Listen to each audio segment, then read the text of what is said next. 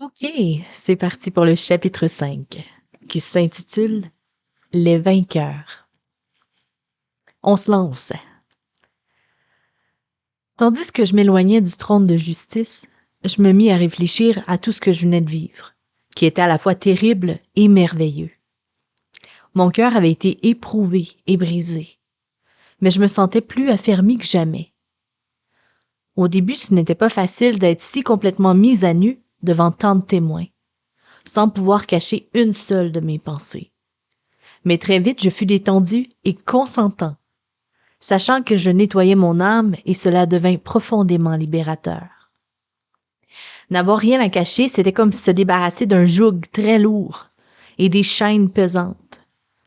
Enfin, je pouvais respirer plus librement que jamais auparavant. Mieux je me sentais et plus mon esprit était libre de développer ses capacités. Puis, je perçus qu'une communication indéfinissable se produisait. Je me souviens des commentaires de l'apôtre Paul sur son passage au 3e ciel, où il avait entendu des paroles inexprimables. Il existe une communication spirituelle qui transcende toute communication humaine. Elle est plus profonde et plus significative que ne peut l'exprimer un langage d'homme. En un sens, c'est une communication très pure du cœur et de l'intelligence ensemble, qui est d'une telle pureté qu'il n'y a pas moyen de s'y méprendre.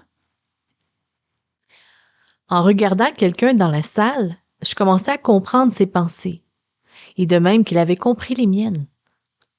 Quand je regardais le Seigneur, je commençais à le comprendre de la même façon. Nous utilisions toujours des mots, mais le sens de chacun avait une profondeur qu'aucun dictionnaire n'aurait pu s'emparer. Mon esprit avait été libéré de telle sorte que ses capacités s'étaient décuplées. C'était plus exaltant que toute autre expérience. Il était évident qu'il plaisait au Seigneur de communiquer ainsi avec moi, comme ce l'était pour moi. Je n'avais encore jamais bien compris ce que signifiait pour lui d'être le Verbe de Dieu. Jésus est la communication de Dieu avec sa création. Ses paroles sont esprit et vie. Leur signification et leur puissance dépassent de loin nos définitions humaines. Les mots des hommes sont une forme très superficielle de communication de l'esprit. Dieu a rendu l'homme capable de communiquer à un niveau qui transcende absolument le langage. Mais à cause de la chute et de la débâcle lors de la tour de Babel, nous avons perdu cette capacité. Nous ne pouvons être ce à quoi nous étions destinés avant de recouvrer cette capacité qui ne se fera que lorsque nous serons libérés dans sa présence. Alléluia. Je compris que lorsqu'Adam se cacha de Dieu, à cause de sa transgression, tout ce à quoi l'homme était destiné avait été effroyablement déformé, et ses capacités intellectuelles et spirituelles avaient considérablement diminué. Elles ne sont restaurées que lorsque nous sortons de nos cachettes et nous ouvrons nos cœurs à Dieu et à nos semblables en devenant authentiquement transparents. Lorsque nous contemplons la gloire du Seigneur à visage découvert, nous sommes changés à son image. Les voiles existent tant que nous nous cachons. Lorsque le Seigneur demanda à Adam où il était après la chute, ce fut sa toute première question adressée à l'homme. Et c'est aussi la première à laquelle nous devons répondre si nous voulons être totalement restaurés en lui. Bien sûr, le Seigneur savait où se trouvait Adam, bien évidemment. La question lui était posée pour son bien. C'est par cette question que Dieu a commencé à chercher l'homme. L'histoire de la rédemption et la quête de l'homme par Dieu est non celle de Dieu par l'homme. Si nous pouvons répondre sincèrement à cette question, sachant où nous en sommes dans notre relation avec Dieu, c'est que nous aurons été totalement restaurés en lui. Nous ne pouvons connaître la réponse que lorsque nous sommes en sa présence. Telle était la nature de toute mon expérience du trône de justice. Le Seigneur savait déjà tout de moi. Tout se produisait pour mon bien, afin que je sache où je me situais, que je sorte de ma cachette. et que je quitte les ténèbres pour la lumière. Je commençais à comprendre combien le Seigneur désirait ne faire qu'un avec son peuple. Tout au long du jugement, il n'essayait pas de me faire voir les choses comme étant bonnes ou mauvaises, mais de les voir en relation étroite avec lui. Le Seigneur me cherchait plus que je ne le cherchais.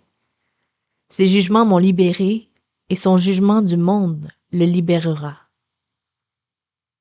Quand viendra le jour du jugement de Dieu, Adam sera définitivement libéré de sa cachette. Ce sera son ultime délivrance et l'ultime libération de la création en esclavage à cause de lui. Les ténèbres du monde découlèrent de la nécessité de se cacher après la chute. Marcher dans la lumière, c'est plus que connaître certaines vérités et y obéir. C'est être vrai. C'est être libéré de la contrainte de se cacher. Marcher dans la lumière signifie qu'on ne se cache plus, ni de Dieu, ni des autres. La nudité d'Adam et Ève avant la chute n'était pas seulement physique, elle était aussi spirituelle. Quand notre salut sera pleinement vécu, nous connaîtrons à nouveau ce genre de liberté. Être totalement ouvert aux autres ouvrira vraiment notre cœur et notre esprit à des réalités dont nous ne connaissons même pas l'existence. C'est cela que Satan essaie de contrefaire à travers tout le mouvement du nouvel âge. Tout en marchant, je méditais sur tout ce que j'avais appris, quand tout à coup le Seigneur parut à mes côtés, à nouveau sous l'aspect de sagesse. Cette fois, il était encore plus glorieux que jamais, même lorsqu'il était sur le trône de justice. J'étais à la fois stupéfait et submergé de joie. « Seigneur, est-ce ainsi que tu vas revenir avec moi ?» demandai-je. « Je serai toujours ainsi avec toi. Cependant, je vais être plus pour toi que la représentation que tu as de moi maintenant. Tu as vu ma miséricorde et ma sévérité, mais tu ne me vois pas encore pleinement comme le juge intègre. »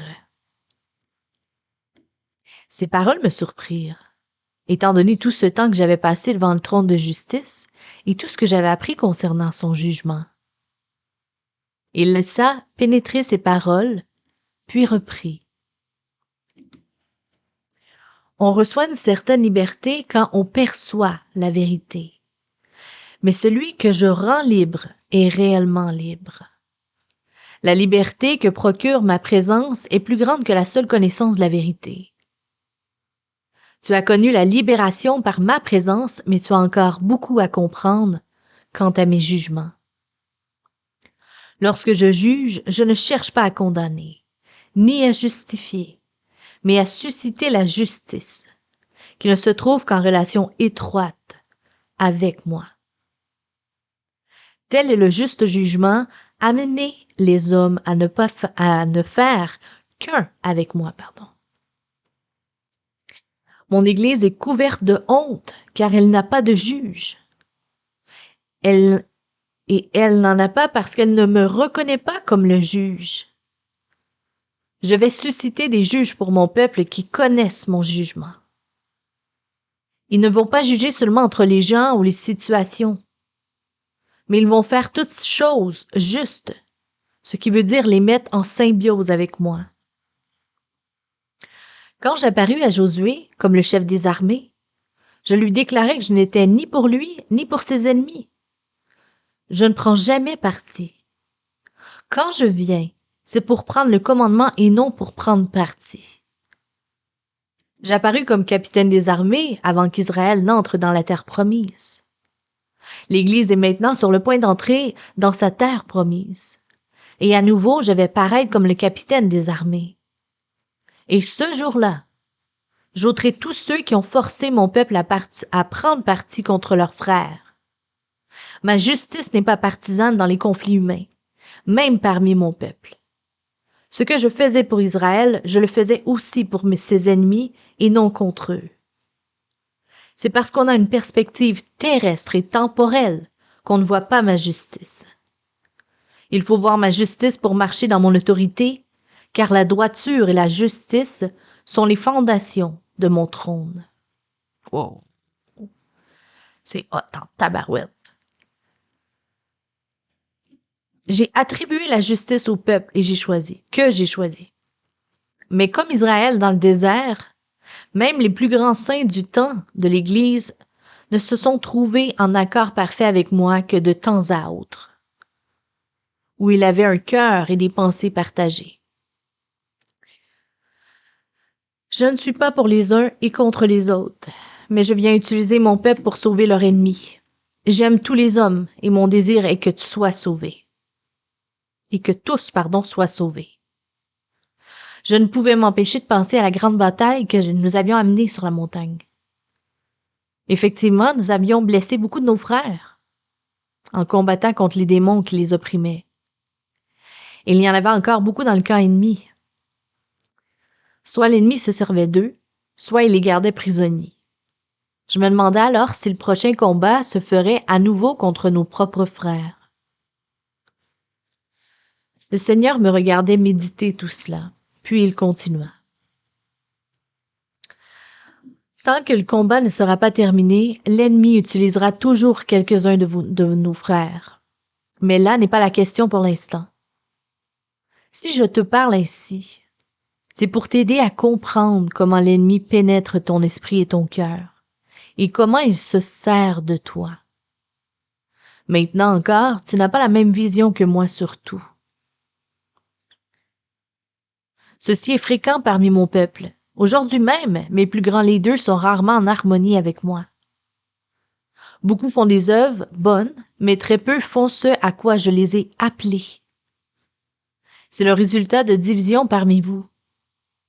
Je ne viens pas prendre parti pour un groupe, mais j'en appelle à ceux qui voudront se mettre de mon côté.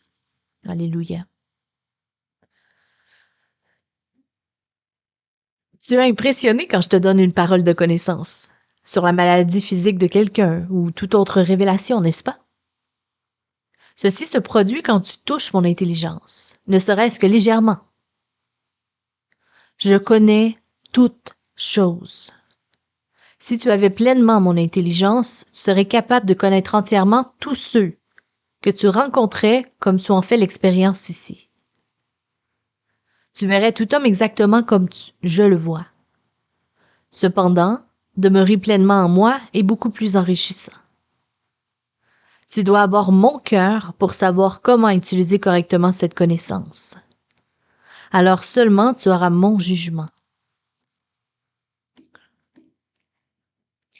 Je ne peux te confier ma connaissance surnaturelle que dans la mesure où tu connais mon cœur.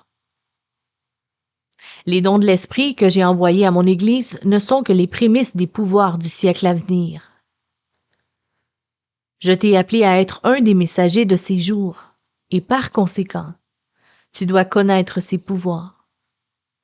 Tu devrais ardemment désirer les dons, car ils font partie de moi, et je te les ai accordés afin que tu sois comme moi. Tu as raison de chercher ardemment à connaître mon intelligence, mes voies et mes desseins. Mais tu dois non moins ardemment désirer connaître mon cœur. Alors les yeux de ton cœur s'ouvriront, et tu verras, comme je vois, et tu feras ce que je fais. Je vais confier à mon Église une plus grande part des pouvoirs du siècle à venir. Cependant, ceux à qui est confié un grand pouvoir se laissent souvent terriblement séduire. Et si tu ne comprends pas ce que je vais te montrer, toi aussi, tu tomberas dans le même piège. Tu as demandé ma grâce et tu l'auras. La première grâce qui te gardera sur le chemin de la vie est de connaître le niveau de séduction dans lequel tu te trouves. Ceci inclut tout ce que tu ne comprends pas comme moi. Connaître à quel niveau tu te laisses tromper actuellement conduit à l'humilité, et je fais grâce aux humbles. C'est pourquoi j'ai dit, qui est aveugle sinon mon serviteur? C'est pourquoi j'ai dit aux pharisiens, je suis venu dans ce monde pour un jugement, pour donner la vue aux aveugles et rendre aveugles ceux qui voient. Si vous étiez aveugle, vous ne seriez pas coupable. Mais parce que je vous dis que vous voyez, votre péché subsiste. C'est pourquoi lorsque j'ai appelé mon serviteur Paul, ma lumière le rendit aveugle. Ma lumière révélera seulement sa vraie condition. Comme lui, tu dois être frappé de cette cécité physique afin de voir par mon esprit. Je fus incité à regarder ceux qui étaient assis sur les trônes devant lesquels nous passions. C'est ainsi que mon regard s'arrêta sur un homme que je savais être l'apôtre Paul. Puis, je me retournai vers le Seigneur, et sur un geste de sa part, je m'adressai à Paul, tout en me sentant à la fois embarrassé et exalté par cette rencontre. J'imagine, ouais. Je me suis tellement réjouie de cet instant. Je sais que vous êtes conscient à quel point vos lettres ont été un guide pour l'Église et qu'elles ont encore aujourd'hui plus d'impact que nous tous réunis. Elles sont une des plus grandes sources de lumière sur Terre. Merci, dit-il aimablement. Mais tu n'imagines pas combien nous avons désiré cette rencontre. Tu es un soldat du dernier combat. Toi et les autres, vous êtes ceux que chacun attend ici de rencontrer. Nous avons vu ces jours que confusément à travers notre vision prophétique limitée, et tu as été choisi pour les vivre. Tu te prépares pour le dernier combat. Vous êtes tous ceux que nous attendons. Toujours embarrassé, je poursuivis. Mais il n'y a pas de mots pour exprimer toute la considération que nous avons pour vous et pour tous ceux qui ont contribué à nous tracer la voie par leur vie et leurs écrits. Je sais aussi que nous aurons l'éternité pour exprimer l'estime que nous avons les uns pour les autres. Mais pendant que je suis ici, puis-je vous poser une question, je vous prie? Que diriez-vous à ma génération qui pourrait l'aider dans le combat?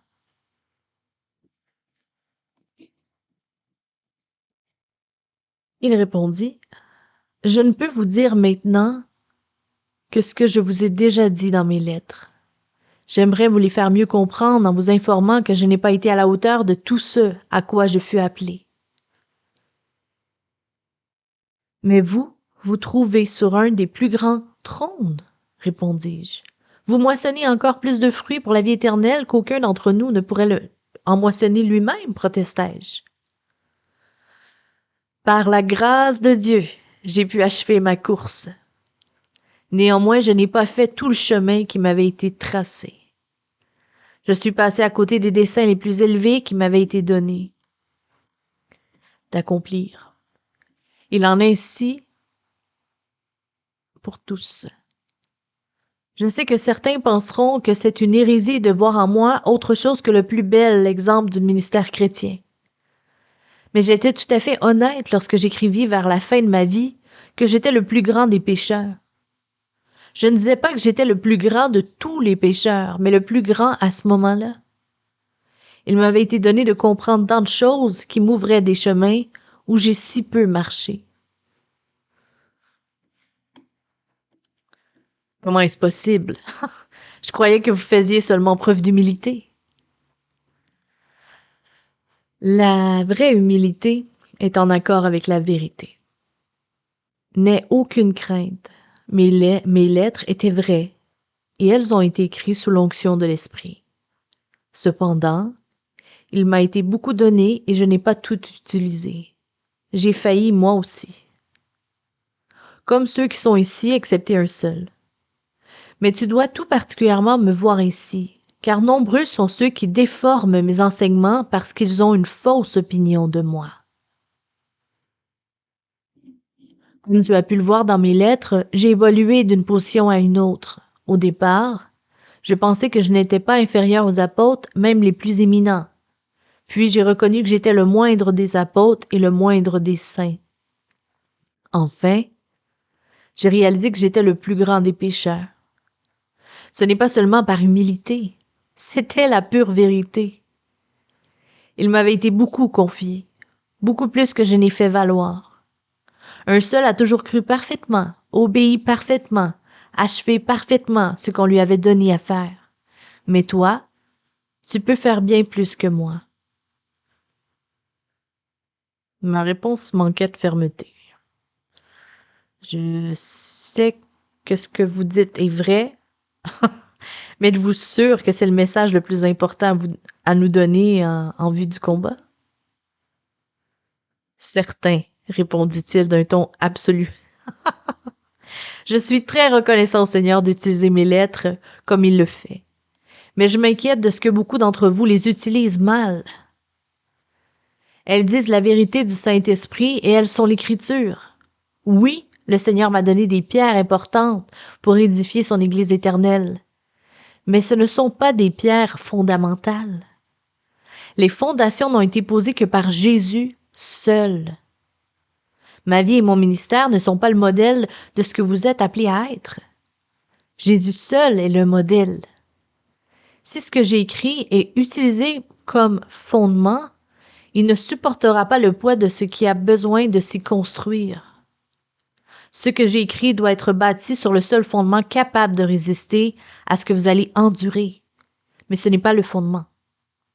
Tu dois voir mes enseignements à travers ceux du Seigneur et ne pas essayer de le comprendre, lui, selon ma perspective. Ces paroles, à lui, sont le fondement. J'ai seulement construit dessus, en les développant. La plus grande sagesse, les vérités les plus puissantes, sont dans ses paroles, pas dans les miennes. Tu dois aussi savoir que je n'ai pas marché dans toutes les voies qui m'étaient offertes. Il y a bien plus de possibilités pour chaque croyant que ce que j'ai utilisé. Tout croyant véritable a le Saint-Esprit. La puissance de celui qui a créé toutes choses est en lui. Le moindre des saints a la puissance de déplacer les montagnes, d'arrêter les armées, de ressusciter les morts.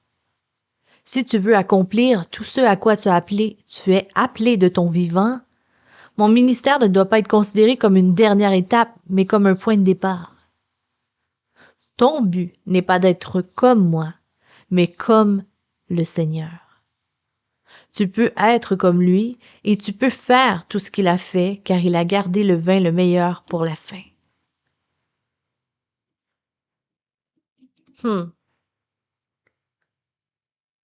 Je savais qu'en ces lieux, on ne disait que la vérité.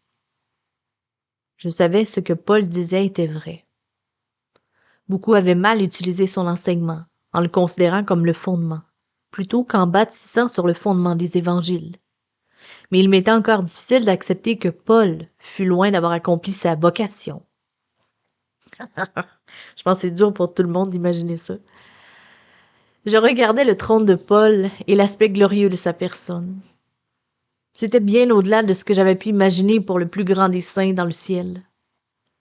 Il était absolument aussi direct et résolu que je m'y attendais. Ce qui me frappa comme une évidence, ce fut le grand intérêt qu'il avait toujours pour tous les églises. Je l'avais mis sur un piédestal et c'était une transgression dont il essayait de me libérer. Même ainsi, il restait plus grand que le Paul que j'avais encensé, pardon. Connaissant mes pensées, il mit les mains sur mes épaules et me regarda droit dans les yeux, plus déterminé que jamais. Et j'aimerais ça voir Paul de même, moi. Je suis ton frère. Je t'aime comme t'aimes tous ceux qui sont ici. Mais tu dois comprendre. Nous avons achevé la course et ne pouvons rien ajouter à ce que nous avons planté sur terre, ni rien en retirer. Toi, tu le peux. Nous ne sommes pas ton espoir, tu es maintenant le nôtre. Et cette conversation ne peut que confirmer ce que j'ai déjà écrit, mais il te reste beaucoup à écrire. Adore Dieu seul. Pour toute chose, grandis en lui. Ne fais jamais d'aucun homme ton but, mais de Dieu seul. Beaucoup vont bientôt parcourir la terre en faisant des œuvres plus grandes que nous. Les premiers seront les derniers et les derniers seront les premiers. Cela ne nous attriste pas. C'est la joie de nos cœurs. Nous sommes un avec vous. Ma génération a servi à poser les fondations, à commencer à construire, et l'honneur nous en reviendra toujours. Mais chaque étage bâti sur la fondation fait monter plus haut. Nous ne serons pas l'édifice que nous devons être si vous n'allez pas plus haut. Ça en fait du stock à méditer, hein? Tandis que je méditais ces paroles, ben ouais, il m'observait attentivement. Coquin de Paul. Puis il poursuivit. Il y a encore 2 choses que nous avons acquises pendant notre époque, mais que l'Église a rapidement perdues et n'a jamais retrouvées. Vous devez les retrouver. Quelles sont-elles? En posant la question, je sentais que sa réponse ne serait pas un simple additif à ce qui avait déjà été dit. Vous devez retrouver le ministère et le message, dit-il avec insistance. Je regardai le Seigneur qui me fit signe affirmatif, en ajoutant « Il est juste que Paul t'ait parlé ainsi. Jusqu'à présent, c'est lui qui fut le plus fidèle sur ces 2 points. » Explique-moi, je t'en prie, dit Paul. Dis-je à Paul, sur un ton pressant. Très bien.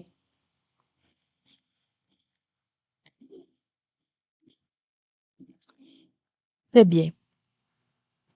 Excepté en quelques endroits limités du monde qui passent actuellement par une grande persécution et de grandes difficultés, on ne peut guère reconnaître ni le ministère ni le message que l'on prêche aujourd'hui. Par conséquent, l'Église n'est que l'ombre de ce qu'elle était de notre temps, même si alors nous étions loin de tout ce que nous étions appelés à accomplir.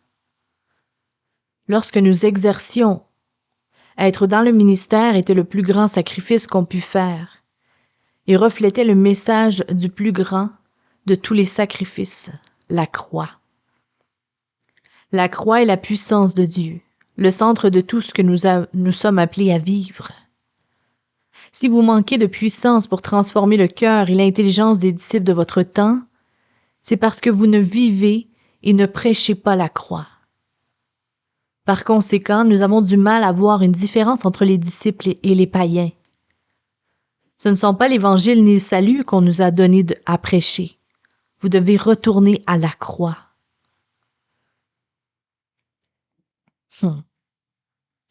Sur ces mots, il me pressa les épaules comme un père, puis regagna son siège.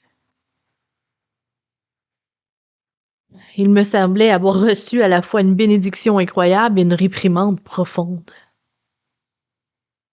Tandis que je m'éloignais, je pensais au niveau du salut sur la montagne et au trésor du salut que j'avais vu à l'intérieur.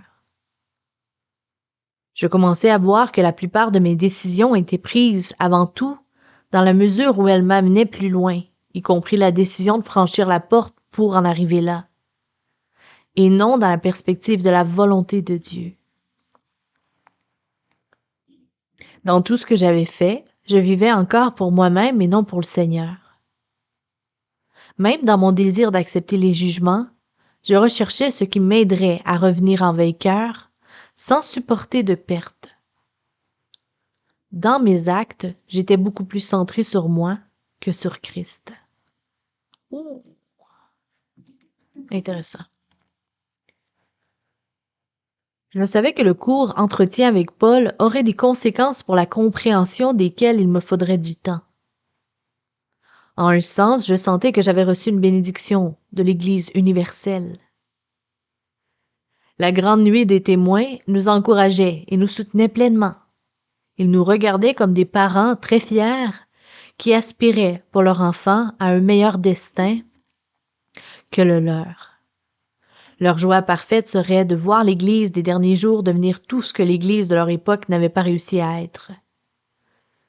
Je savais aussi que j'étais encore loin de répondre à leurs attentes et d'être à la hauteur de ce qu'ils avaient préparé pour nous.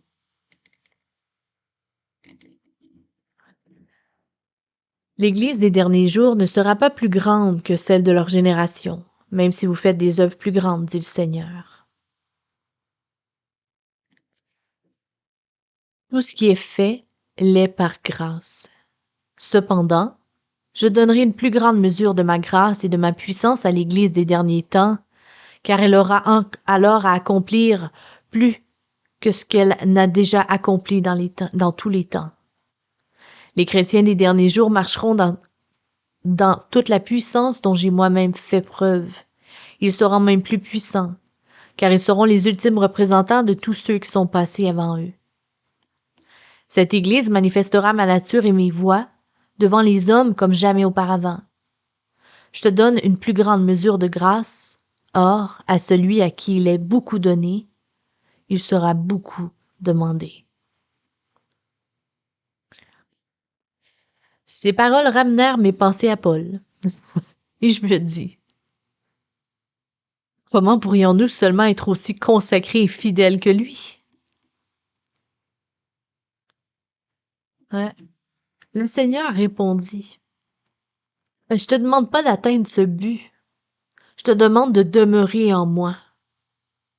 Tu ne peux continuer à te comparer aux autres, même à Paul.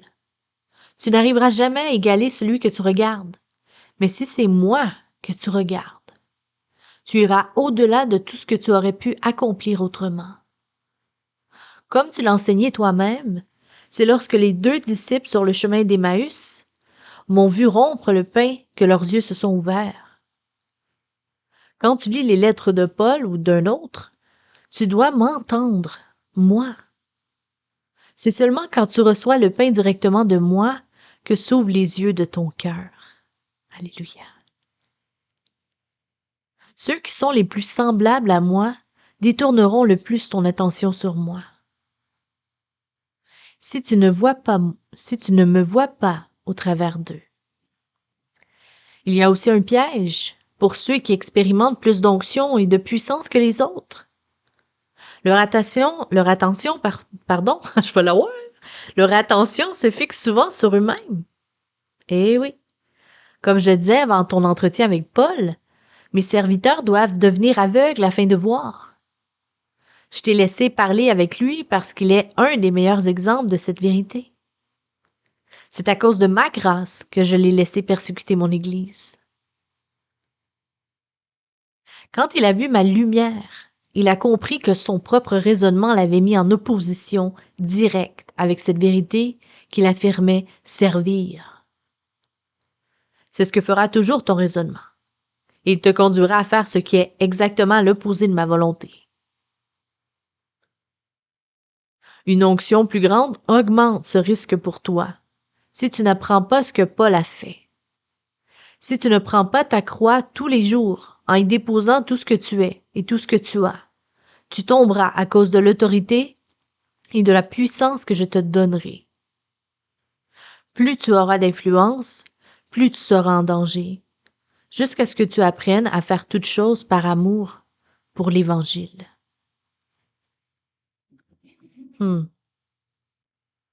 Une des plus grandes erreurs que font mes ouins est de commencer à penser que parce que je leur donne un peu de connaissances surnaturelles ou de puissance, leurs voix sont par conséquent mes voix et leurs pensées sont mes pensées. C'est une séduction qui en fait trébucher plus d'un. Tu penses comme moi et tu es en parfaite union avec moi. Si tu es en parfaite union avec moi. Même avec ceux qui ont reçu le plus d'onction parmi tous mes serviteurs sur terre, même avec Paul, cette union n'a été que partielle et de courte durée. Certes, Paul a vécu plus près de moi que quiconque. Même ainsi, des peurs et des faiblesses qui n'étaient pas de moi l'ont assailli. J'aurais pu l'en délivrer, et c'est ce qu'il a demandé plusieurs fois, mais j'avais une raison de ne pas le faire. La grande sagesse de Paul fut d'accepter ses faiblesses en comprenant que si je l'en avais délivré, je n'aurais pas pu lui confier toute la mesure de révélation et de puissance que je lui réservais. Paul a appris à distinguer entre ses propres faiblesses et la révélation de l'Esprit. Il savait que qu'il était accablé par des faiblesses ou des peurs, c'est parce qu'il s'était placé dans sa perspective et non dans la mienne. Cela l'amena à me chercher et à dépendre encore plus de moi. Il prenait aussi soin de ne pas m'attribuer ce qui venait de son cœur. C'est pourquoi je pus lui confier des révélations que je ne pouvais pas confier à d'autres. Paul connaissait ses faiblesses, mais aussi mon onction, et il a su faire la distinction. Il n'a pas confondu ce qui venait de son cœur ou de son entendement avec ce qui venait de moi.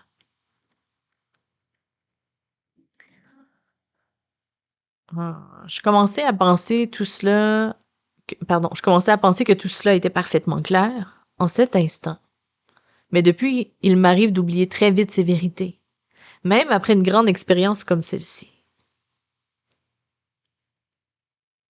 Il est aisé de comprendre et de marcher dans la lumière en ces lieux, mais le retour au combat, on retrouve les nuages. Je me dis que j'avais été moins assailli par des craintes que par de l'impatience ou la colère, ce qui m'écartait autant de la perspective que nous devrions avoir en demeurant dans l'esprit. Présente! Sagesse s'arrêta et se tourna vers moi. Tu es un vase d'argile, et tu le seras tant que tu seras sur la terre. Cependant, tu me verras aussi clairement qu'ici, à condition de regarder avec les yeux du cœur. Tu pourras être aussi près de moi qu'on ne l'a jamais été, et même plus. J'ai préparé la voie pour que tous soient aussi près de moi qu'ils le désirent vraiment. Si tu désires réellement être encore plus proche de moi que ne l'était Paul, tu le peux. C'est ce que certains voudront, assez fort pour écarter tout ce qui gêne leur intimité avec moi, et se donner totalement à elle. Ils recevront ce qu'ils cherchent. Alléluia. Si ton désir de marcher avec moi sur terre Pardon, je repars. Si ton désir de marcher avec moi sur terre exactement comme ici, je serai aussi près de toi qu'ici. Si tu me cherches, tu me trouveras. Et si tu t'approches de moi, je m'approcherai de toi. C'est mon désir que tu dresses une table pour toi en plein milieu de tes ennemis. Et ce désir n'est pas seulement pour mes leaders, mais pour tous ceux qui se réclament de mon nom. Je veux être beaucoup plus près de toi et de tous ceux qui invoquent mon nom que je ne l'ai encore jamais été avec quiconque sur terre. C'est toi qui décides de notre intimité, pas moi. Je me laisserai trouver par ceux qui me cherchent. Tu es ici parce que tu as demandé mon jugement sur ta vie. Tu m'as cherché comme le juge et maintenant tu me trouves.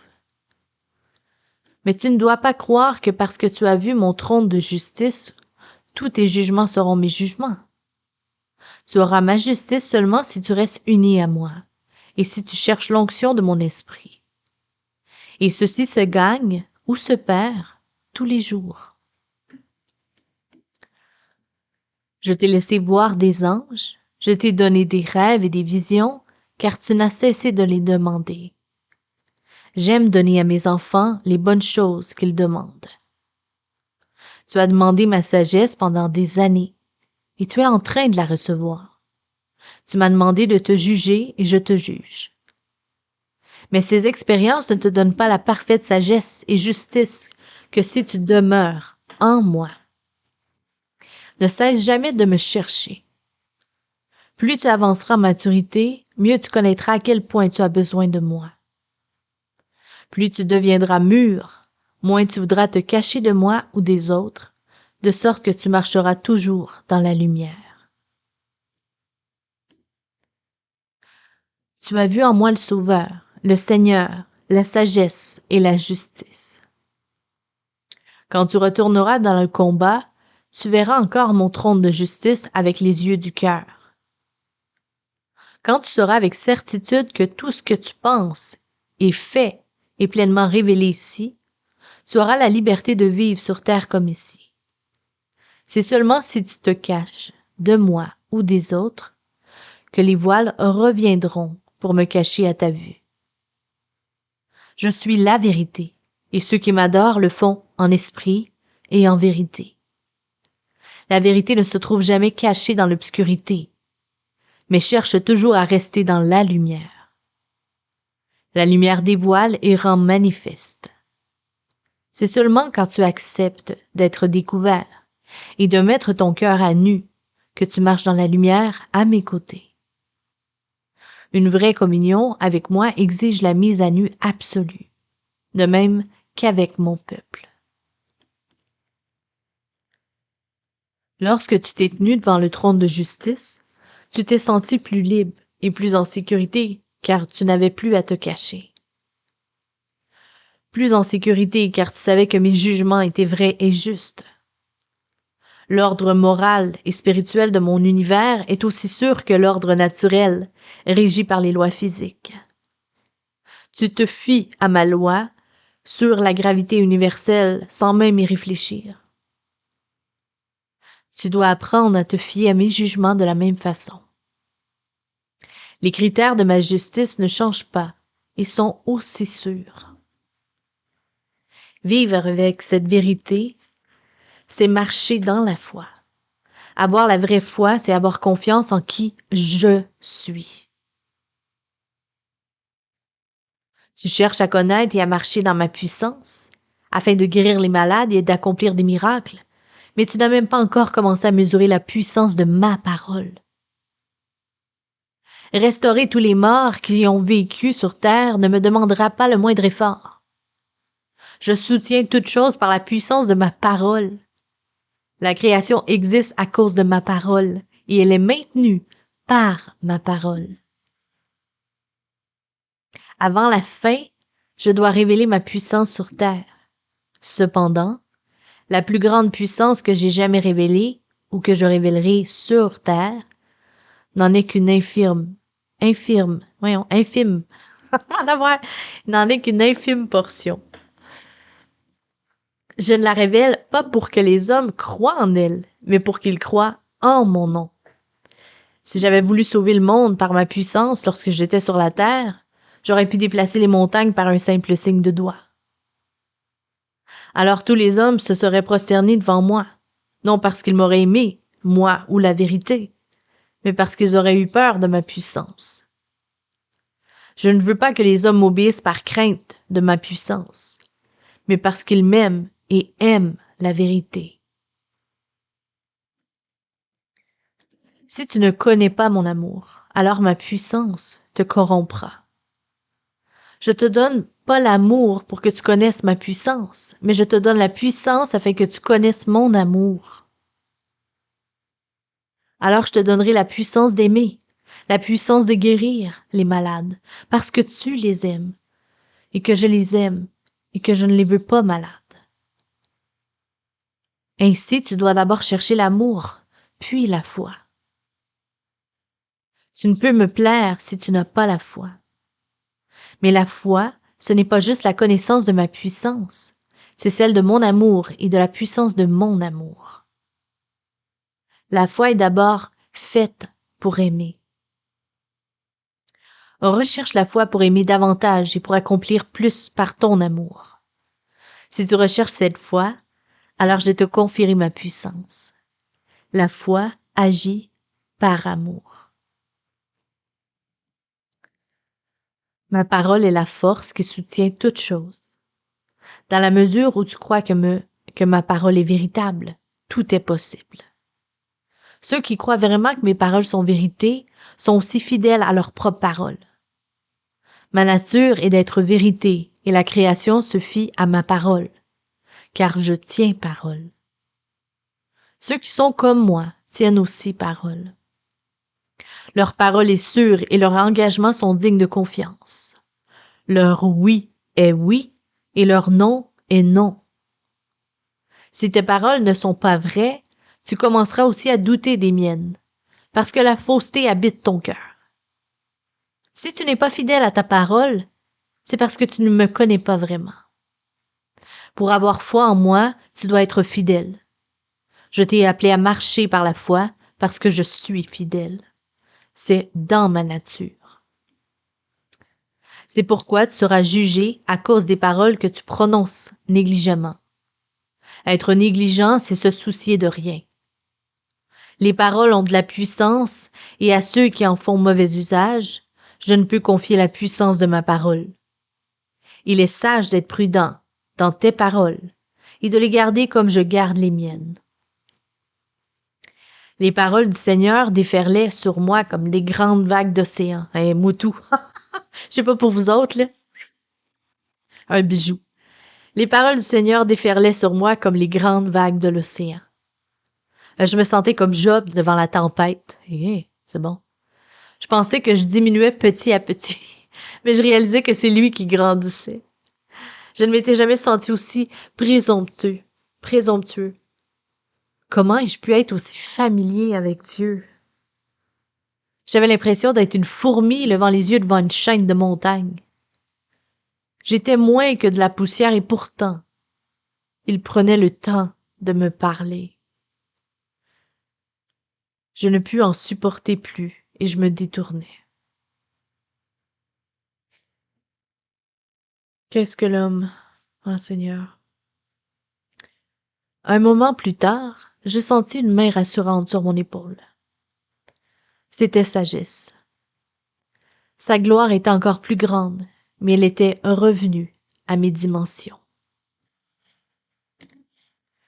Fin de la première partie.